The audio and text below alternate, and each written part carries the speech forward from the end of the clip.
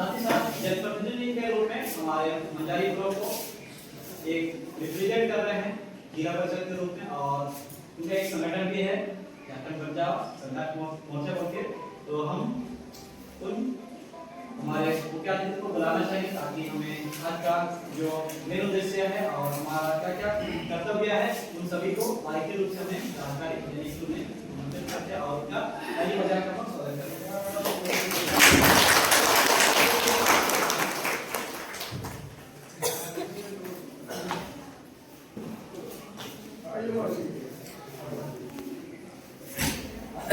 आज के इस प्रश्न सभागार में हमारे प्रखंड के जिला परिषद सदस्य हमारे नायक जी और हमारे पूरे पंजाब के मुखिया और जिला उपाध्यक्ष दिनेश डॉक्टर दिनेश रुपए जी, हमारे इस प्रखंड के पंचायत के हमारे संबंधित जनप्रतिनिधि के वार्ड नंबर साथी हो या हमारे मुखिया साहब और इस संस्था की पूरी टीम को मैं माधव जी सदस्य सबको हार्दिक अभिनंदन।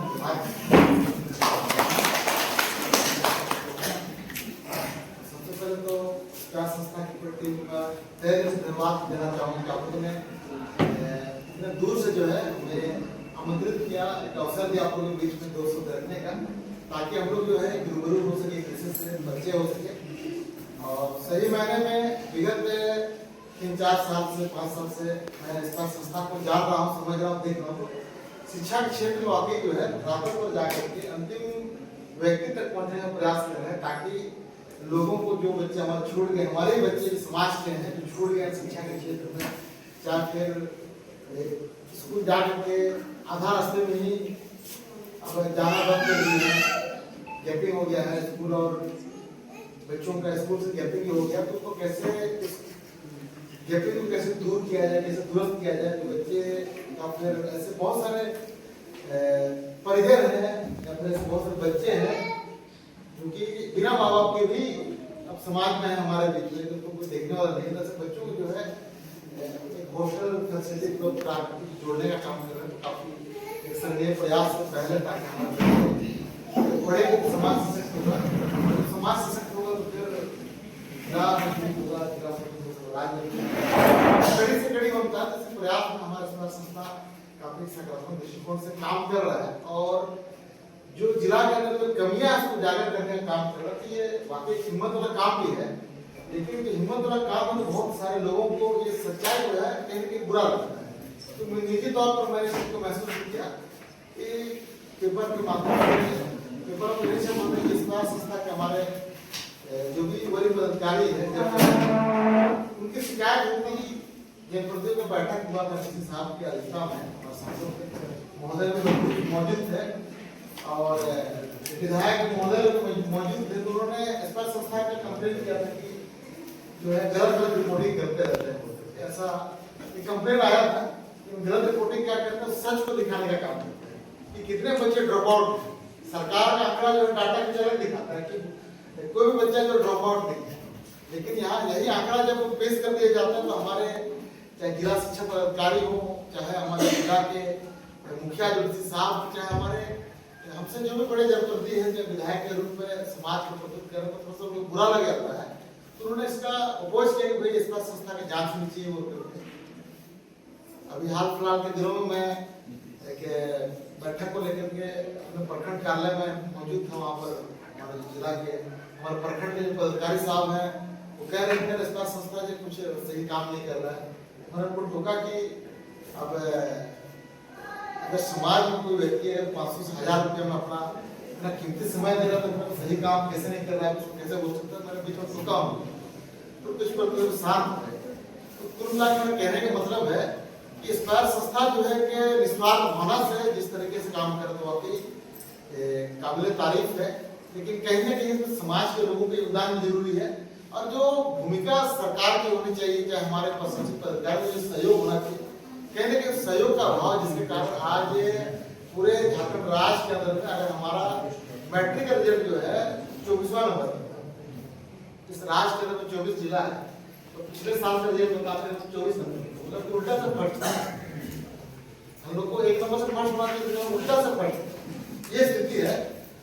तो ये बड़ा दुर्भाग्य है। और हमारे बड़े भाई रतन नायक जी भी हम लोग अपने जिला परिषद के बैठक में लगातार इस मुद्दे को, शिक्षा के मुद्दे को, पेयजल के मुद्दे को बहुत ही गंभीरता से उठाते हैं।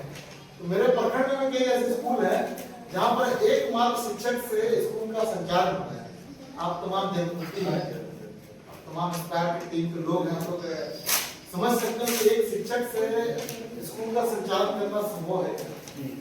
बिल्कुल संभव नहीं है। मतलब कि उससे स्कूल में कितने बच्चे पढ़ते हैं? हम और आप जैसे लोगों के बच्चे ही पढ़ रहे हैं, जो कि आर्थिक में काफी कमजोर है, संसाधन का अभाव है, और जो बहुत थोड़ा बहुत सक्षम है, संपन्न है, तो किसी तरीके से अपने बच्चों को जो है प्राइवेट संस्थानों तक भेजने का, पढ़ाने का हिम्मत करते हैं। भले 4 रोटी या 2 रोटी खा लेंगे, लेकिन कम से कम अपने बच्चों को बेहतर ढंग से पढ़ाएंगे, ये हिम्मत करके जो है प्राइवेट स्कूल में पढ़ा रहे हैं। लेकिन इससे देश के हर नागरिक को बेहतर शिक्षा का अधिकार मिले, फ्री ऑफ कॉस्ट अच्छा एजुकेशन, सिर्फ स्कूल भेजना है एजुकेशन नहीं है, गुणवत्तापूर्ण शिक्षा कैसे मिले, इस सरकार का दायित्व होता है। गुणवत्तापूर्ण शिक्षा की व्यवस्था है कि नहीं? हमारे तमाम जनप्रतिनिधि साथी इधर बैठे हुए हैं, क्या संस्था के लोग काम कर रहे हैं, तो बेहतर शिक्षा मिलना चाहिए नहीं?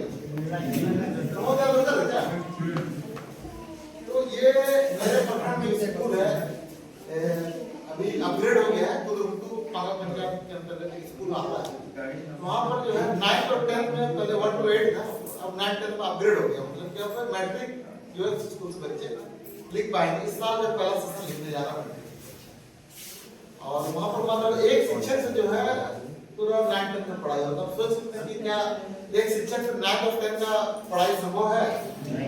हमारा प्रखंड में और एक स्कूल लगा हुआ है, मतलब एक टीचर से 9th 10th का संचालन हो रहा है। वो शिक्षक है, अंग्रेजी के टीचर है, लेकिन जरूरी नहीं कि गणित में जो मास्टर का कमांड होगा, जरूरी नहीं कि हिंदी में उनका कमांड होगा, इंग्लिश के टीचर इंग्लिश में उनका कमांड हो सकता है, लेकिन हर विषय में निपुण होगा ऐसा संभव नहीं है। तो उनके स्कूल में शिक्षक को लेकर के जब एक दिन हम निरीक्षण के लिए गए तो देखिए कि हमारा टीचर है, इस विषय को लेकर के हमने जिला परिषद की बैठक में मामला उठाया कि जो है यही बात को मैंने रखा कि 24 जिला के अंदर में मात्र जो है पूरे झारखंड राज्य में 24 जिला, हमारा 25 जिला का स्थान 24वां है, और मात्र एक शिक्षक है। आप जो है मास्टर को सोच कर देते हैं कि भाई रिजल्ट कैसे खराब हो, उसे वेतन रोक दो। आखिर टीचर क्या करेगा? वेतन रोक दे रहे हैं, आप उसको दूसरे काम में एंगेज कर दे रहे हैं। अब टीचर का बहाली व्यवस्था करिए। इस विषय को लेकर के मैं कई दफा डीसी से मिला। अभी वर्तमान में हमारे जो डीसी साहब है कुलदीप, उससे मिला, उससे अभी वर्तमान में डीसी साहब है उससे भी मैं निजी तौर पर शिक्षक का बहाली पर लेकर के मैंने बात रखा। उससे पहले कुलदीप चौधरी थे, उससे मैंने मिला, मित्र थे, उससे भी मिला। तो सीधे तौर पर उनका कहना है कि शिक्षा का मान मत करिए, दूसरा भी बोले शिक्षा का मान मत करिए। अब सरकारी बहाल नहीं करें तो कहाँ शिक्षा लाएंगे? सही बात है, सरकार जब बहाल नहीं करेंगे तो आपकी शिक्षा कहाँ से लाएंगे? आपके कहने पर हम कोई टीचर को दूसरा रजिस्टर कर देते, वहाँ खाली हो जाएगा। कहीं ना कहीं इस सरकार का दायित्व होता है कि शिक्षा का व्यवस्था कैसा हो, शिक्षा का बहाली कैसा हो, तो सरकार का दायित्व है। लेकिन जब हम जनप्रतिनिधि नहीं थे, जिला परिषद सदस्य नहीं बने थे, तो मुझे लगता था कि सब जिला परिषद बन जाए तो सब लिखने से सारा काम हो जाएगा, पंचायत परिषद बनने की सब समस्या का समाधान हो जाएगा। लेकिन जब जिला परिषद बने तो लगता है कि नहीं, यहाँ तो लिखने से कोई सुनवाई नहीं हो रहा है। तो अंततः जो हम लोग यहाँ तक जो पहुंचे, जन आंदोलन करके पहुंचे, हमारा जो वजूद है, हमारा जो पहचान जन आंदोलन की पहचान है, मुझे आज भी महसूस होता है कि ताकत जनता के पास है। लेकिन ये कि सिर्फ जनप्रतिनिधि के भरोसे छोड़ देंगे कि विधायक अकेले कुछ कर लेगा, चाहे जिला परिषद कुछ अकेले कर लेंगे, चाहे मुखिया अकेले कुछ कर लेंगे, चाहे वार्ड मेंबर कुछ अकेले कर लेंगे। हमारे वार्ड मेंबर के साथी बैठे उनका कितना अधिकार, उनको कितना मान सम्मान मिलता है, तो तमाम लोग बड़ी बातें जानते हैं। यहाँ पर प्रखंड मान से कितना मान सम्मान मिलता है, क्या उनका सहयोग मिलता है हमारे पसंद पदाधिकारियों से, तो ये किसी से छिपा हुआ नहीं है।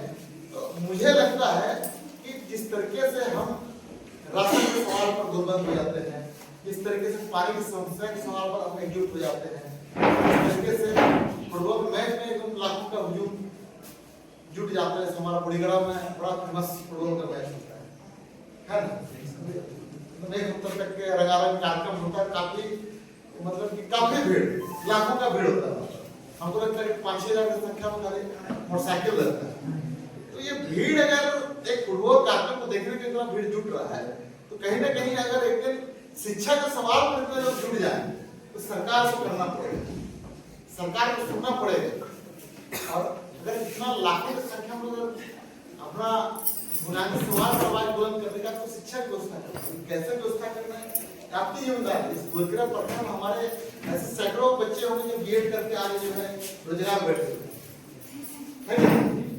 ऐसे हमारे बहुत सारे बहनें हैं जो कि टीचर ट्रेनिंग करके आगे जो है परीक्षा का एग्जाम देते हैं, तो उसका जो उम्र क्रॉस कर जा रहा है, समय पर परीक्षा नहीं हो पा रहा। इस जिला के अंदर ऐसे कितने सैकड़ों बच्चे हैं जो बीएड का डिग्री उनके पास है लेकिन बालियां नहीं निकल रही है। कहीं ना कहीं हमको लोगों का दोष खोजने का सवाल जगह पर हमको यूनाइट होकर के, गवर्नमेंट होकर के शिक्षा के सवाल पर भी हम आवाज